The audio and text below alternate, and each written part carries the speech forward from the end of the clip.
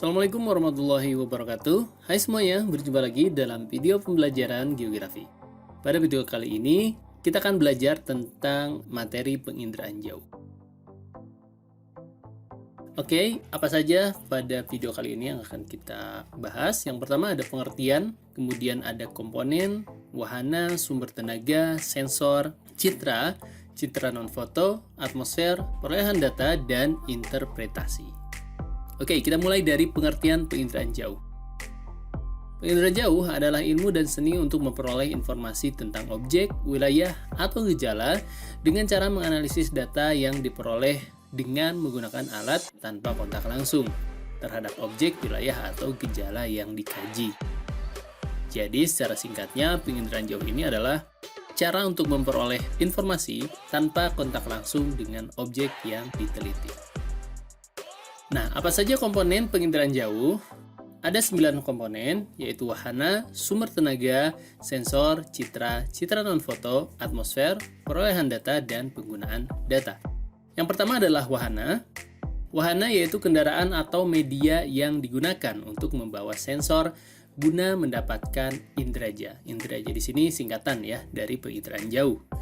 Berdasarkan ketinggiannya dan tempat pemantauannya di angkasa, wahana dapat dibedakan menjadi 3 kelompok, yaitu pesawat terbang rendah, pesawat terbang tinggi, dan satelit.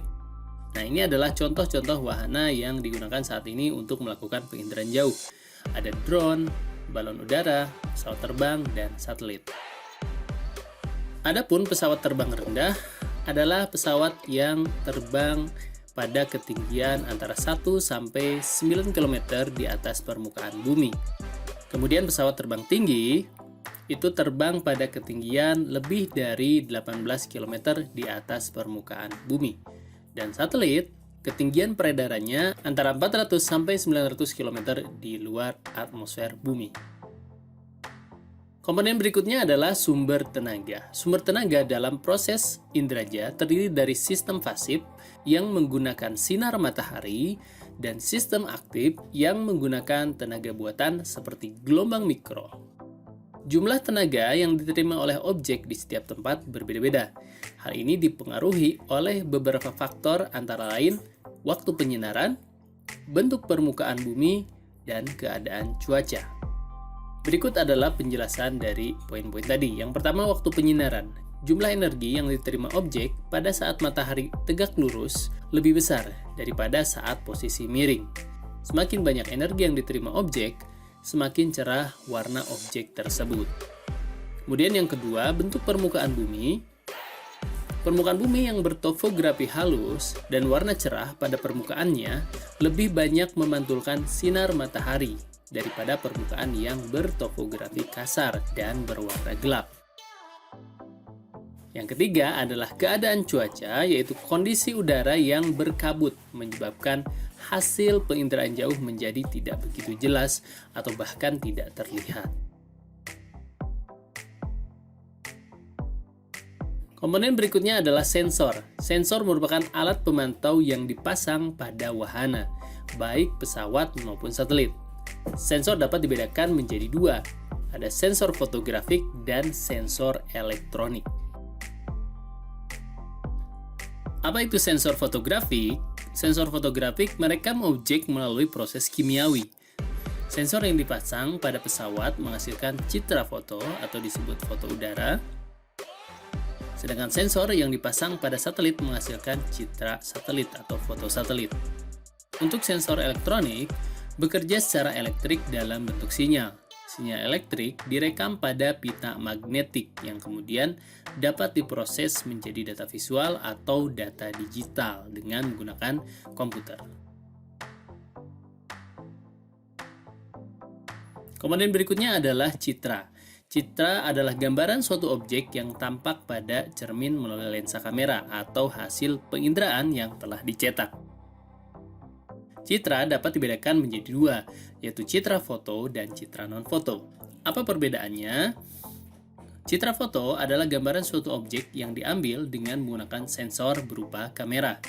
Sedangkan citra non-foto adalah gambaran suatu objek yang diambil dengan menggunakan sensor bukan kamera. Nah, citra foto yang pertama dibedakan berdasarkan spektrum cahaya atau spektrum elektromagnetik. Yang pertama ada foto ultraviolet yang menggunakan spektrum ultraviolet tentunya. Kemudian ada foto ortokromatik yang menggunakan gelombang tampak dari warna biru sampai warna hijau. Kemudian ada foto pankromatik menggunakan seluruh spektrum tampak dari merah sampai ungu. Dan ada foto inframerah yang menggunakan spektrum inframerah atau infrared. Kemudian citra foto berdasarkan arah sumbu kamera. Berdasarkan arah sumbu kamera ke permukaan bumi, citra foto dapat dibedakan menjadi dua, yaitu foto vertikal atau tegak dan foto condong atau miring. Foto vertikal atau tegak istilahnya disebut dengan ortofotograf.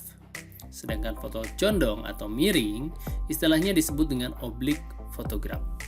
Yang dibedakan menjadi dua, ada low oblique photograph dan high oblique photograph. Untuk lebih jelasnya kalian bisa lihat gambar di samping. Gambar ini adalah contoh ortofotograf. Kemudian ini adalah contoh high oblique photograph. Dan yang berikutnya adalah contoh dari low oblique photograph. Perbedaan antara high oblique dan low oblique adalah terlihat atau tidak terlihatnya langit atau cakrawala. Ketika langitnya terlihat, maka itu low oblique photograph. Ketika langitnya tidak terlihat pada foto udara, maka itu high oblique photograph.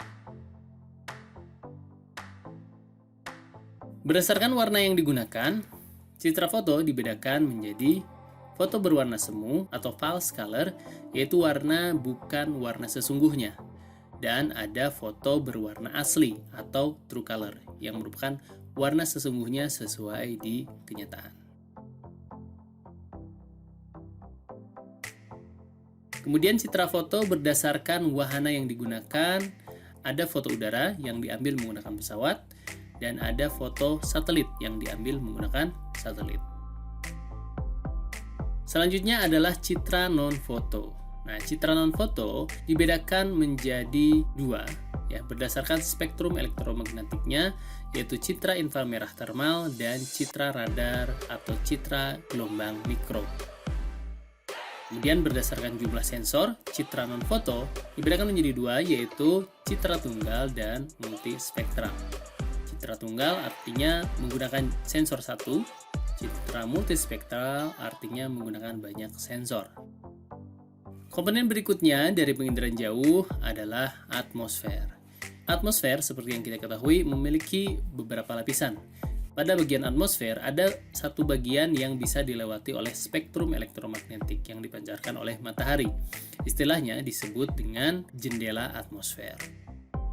Komponen berikutnya adalah data manual dan data numerik. Data manual didapatkan melalui interpretasi citra. Guna melakukan interpretasi citra secara manual, diperlukan alat bantu yang disebut dengan stereoskop. Kemudian data numerik atau data digital diperoleh melalui penggunaan perangkat lunak khusus penginderaan jauh yang diterapkan pada komputer. Komponen terakhir dari penginderaan jauh adalah pengguna data. Merupakan komponen akhir yang penting dalam sistem inderaja, yaitu orang atau lembaga yang memanfaatkan hasil penginderaan jauh. Data penginderaan jauh dapat dipakai di berbagai bidang, ya, seperti bidang militer, bidang kependudukan, bidang pemetaan, serta bidang meteorologi dan klimatologi. Berikutnya terkait interpretasi citra. Dalam menginterpretasi citra atau mengamati citra, ada beberapa ciri yang perlu kita amati. Yang pertama adalah ciri spasial. Ciri yang berkaitan dengan ruang yang meliputi bentuk, ukuran, tekstur, pola, situs, bayangan, dan asosiasi. Kemudian ciri spektral adalah ciri yang dihasilkan oleh tenaga elektromagnetik dengan benda yang dinyatakan dengan rona dan warna. Kemudian ada ciri temporal, yaitu ciri yang terkait dengan umur dan waktu benda pada saat perekaman. Misalkan perekaman pada saat musim kemarau dan perekaman pada saat musim hujan. Oke, sekian dulu untuk rangkuman materi penginderaan jauh. Mudah-mudahan bisa dipahami. Sampai jumpa lagi di video pembelajaran berikutnya. Tetap semangat belajar. Assalamualaikum warahmatullahi wabarakatuh.